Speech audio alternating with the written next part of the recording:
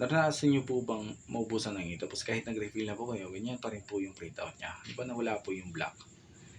Kaya tanggalin po natin yung ink tamper niya po, yung black lang po. Yan, 'di ba wala po siyang laman. So hindi na po yan makakahigop ng ink. Kaya manual lang po natin. Kuha po tayo ng syringe, yan. Wala na pong needle yan ha. Higupin po natin. Dapat hangin lang po yung higupin natin para hindi po aksaya sa ink. Tapos yung pangalawang paraan po, power ink flashing po sa maintenance po ng printer nyo.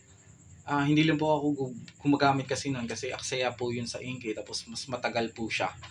Kaya sa akin, nakatambak na po kasi yung trabaho ko, yung ipiprint ko. Kaya ito po yung mas madali. So dapat punasan nyo po yan Kaya balik lang po natin. So pagkatapos po nito, heat cleaning po kayo.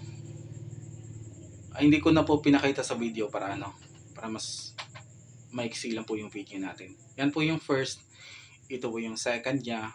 Second cleaning po yan Tapos ito po yung pangatlong cleaning. So depende po yan kung gaano po kalakas po yung ink purge nyo po. Yung gaano po kalakas humigo po yung ink purge nyo. Yung sa iba, mga dalawa lang, okay na po yung okay na po yung printout niya. So, linisan lang po natin yung ink purge niya. Yan. Yan. Tapos na po.